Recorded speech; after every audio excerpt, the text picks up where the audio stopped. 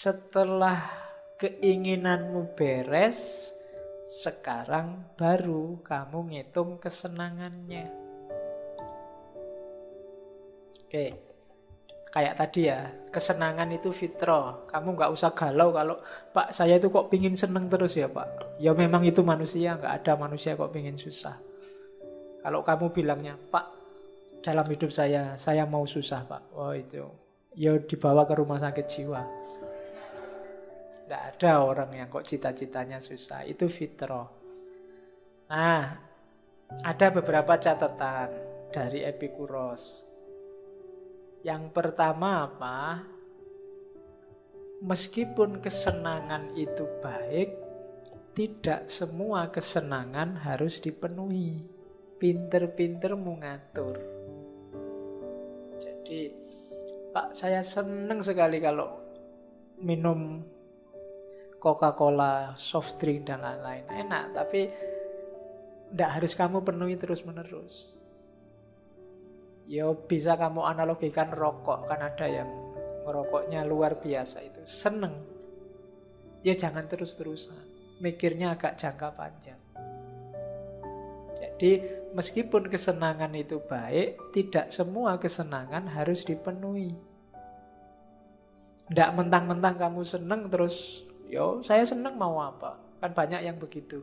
Banyak orang yang kalau berargumen dasarnya seneng dulu terus dicarikan argumen rasionalnya belakangan. Nah, jujurlah dengan dirimu sendiri, ya kamu sendiri yang ngerti mana kesenangan yang sebenarnya itu merusak. Khususnya dalam jangka panjang. Jadi rumus pertama orang bahagia itu tidak semua kesenangan harus dipenuhi. Ada kesenangan yang menyebabkan kesulitan. Kemudian ada kesenangan yang menyebabkan kesulitan sementara tapi nanti menghasilkan kesenangan. Itu kita harus cermat benar ngitungnya. Kamu ke dokter itu kan dapat kesulitan sementara, sakit loh. Apalagi ke dokter gigi, mendengarkan suara mesinnya yang wing itu aja kamu sudah geli. Tapi kalau kamu nggak mau sakit sebentar, ya kamu akan merasakan sakit yang lama. Maka ikhlaskanlah sakit sebentar. Minum obat itu pahit, tapi kan sebentar. Setelah itu kamu nyaman. Ada jenis kesenangan kayak gini. Maka tidak apa-apa kamu susah sebentar demi kesenangan yang lama. Ada banyak hal. Belajar itu kan tidak enak. Lebih enak nonton TV, main HP. Tapi sumpek mau belajar sebentar, akan ketemu seneng yang luar biasa di masa yang akan datang. Jadi tidak apa-apa kamu sumpek sebentar hari ini. Ngaji kayak gini masa enak? Ya kan? Kamu mending di luar nongkrong, ngobrol, main gitar. Tapi tidak enak sebentar, mungkin besok ada senengnya. Masih mungkin ya kalau ngaji. Ya kan aku tidak ngerti konteks hidupmu masing-masing. Kamu sendiri yang bisa ngitung. Kok besok kamu malah menganggap ini hasilnya sumpek? Ya jangan ngaji. Pak saya ngaji filsafat itu tambah stres Pak, tiap hari mikir yang aneh-aneh. Loh ya jangan ngaji. Kalau kamu tetap ngaji itu namanya bunuh diri. Nyari sumpek, wong hidup itu nyari seneng kok. Malah kamu nyari sumpek. Jadi itu rumus selanjutnya, lebih baik membatalkan satu keinginan daripada berupaya terlalu keras mendapatkan keinginan itu sampai mengorbankan banyak hal yang lebih penting. Itu juga rumus selanjutnya. Jadi ya lebih baik nggak nonton sepak bola daripada besok dimarahi dosen karena nggak masuk kuliah. Nah, itu membatalkan. Jadi nanti malam nggak usah nonton sepak bola, mesti kalah. Jadi itu rumusnya. Jadi lebih baik apa dikorbankan keinginan itu, kalau dikejar malah mengorbankan yang lebih penting. Oke, itu rumus selanjutnya. Kemudian Ya, kayak tadi, kadang-kadang orang harus menanggung sakit sebentar demi kesenangan yang lebih panjang. Atau kesenangan yang lebih lama. Atau kesenangan yang lebih dalam. Sakit sebentar tidak apa-apa. Itu rumusnya kesenangan yang kedua. Jenisnya kesenangan ada dua. Kita tadi bolak-balik ngomong kesenangan. Ada kesenangan kinestetik, ada kesenangan statis. Kinestetis itu coraknya fisikal biasanya, alamiah, senang, nyaman, enak. Itu kinestetik. Kalau statis itu yang sifatnya batiniah. Misalnya saya minum ini. Manis, nyaman, enak fisiknya. Setelah manis, nyaman, ini kinestetiknya. Setelah itu, alhamdulillah puasaku. Ini statis, batinnya. Kinestetik itu bisa berubah-ubah. Tapi kalau batin yang statis ini lebih stabil. Ada kalanya ini nggak terlalu manis, tapi aku puas juga wong aku memang sedang haus. Ada kalanya terlalu manis, tapi tidak apa-apa, aku puas juga wong anane mau ngiki piye meneh. Jadi yang dalam ini lebih stabil. Puas tidak puas itu ringnya lebih luas daripada yang kinestetik. Jadi ada dua jenis kesenangan. Kesenangan kinestetik itu biasanya kalau kita memenuhi kebutuhan alamiah, kebutuhan natural, itu kinestetik. Kebutuhan natural itu kan bisa berubah-ubah. Begitu kebutuhan natural terpenuhi, kita akan masuk ke kesenangan statik. Yang kebutuhan natural itu kinestetik. Jadi rumusnya itu. Seneng itu kan dari lahiriah ke batin. Awas keliru. Batin saja nggak bisa, Pak. Batin saja bisa, cuma sumbernya pasti dari lahiriah. Cuma lahir ini beragam, saya bilang tadi. Bisa macam-macam. Ujungnya pada kepuasan yang sama, ketenangan yang sama. Dari lahiriah yang beda-beda. Seneng yang batin itu kan sama. Mungkin kamu gonta-ganti pacar 3 kali, pacarnya beda-beda, tapi tenang dan puasnya sama.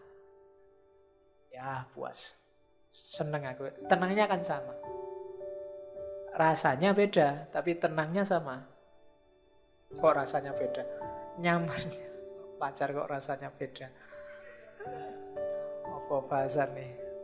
Ya pacarnya beda-beda lah gitu wae. Tapi nyaman dan puas di batinnya itu sama. Jadi statis itu lebih stabil. Kalau kinestetik itu bisa macam-macam. Ada yang puas secara statik, tapi secara kinestetik enggak. Minuman kok pahit gitu ya.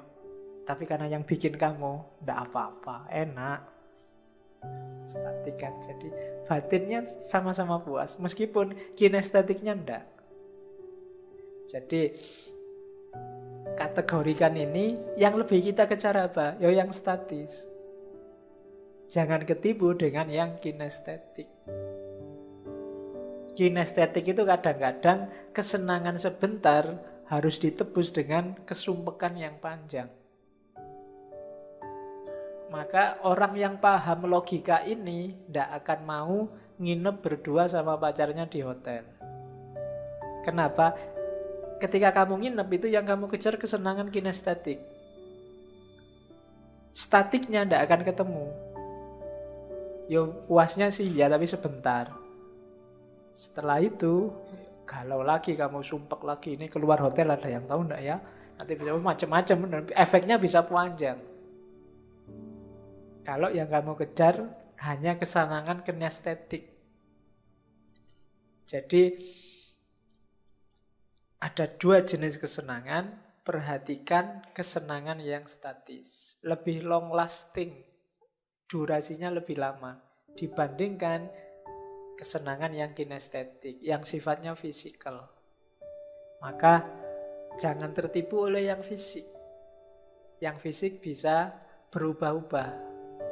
Kalau kamu suka seseorang hanya dari wajahnya, yang bikin kamu puas wajahnya, maka 50 tahun yang akan datang dia akan kamu buang. Karena mesti wajahnya berubah. Ya kecuali tadi operasi plastik. Jadi tidak ada orang yang cantik atau tampan itu permanen. Yang permanen kan jelek. Loh iya, kejelekan itu kan permanen. Saiki jelek, besok jelek, sampai besok-besok ya tetap jelek. Jadi jelek itu absolut, kalau cantik itu temporer. Jadi relatif.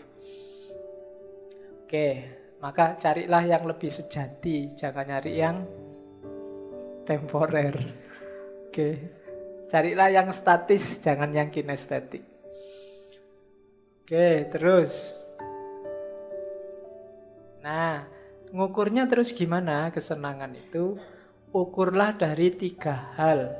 Intensitasnya, durasinya, dan kemurniannya. Ya. Ini ranking ya, 1, 2, 3. Semakin ke bawah, semakin sejati, semakin ke atas, semakin enggak. Yang paling mudah seneng itu diukur intensitasnya, kuatnya rasa. Enak, nikmat, Jawa Timur kan gitu ngomongnya. Ya, kuwedi, duwowo kan gitu. Loh iya loh, Jawa Timur kan gitu kalau ngomong. Kalau orang Jogja kan duwowo jadi dowi. Kurang mantap. Jawa Timur duwowo sepure, kuwedi. Oke. Diuber-uber melawayu, itu orang Jawa Timur. Ya. Jadi kan itu nadanya itu sangat luar biasa. Saya kan Jawa Timur ngerti. Oke, yang bikin kaget dulu waktu saya ke Jogja pertama ditanya di warung itu, "Mas, makannya ikan apa?" "Saya ikan kerupuk aja, Bu." Heran, ikan kok kerupuk?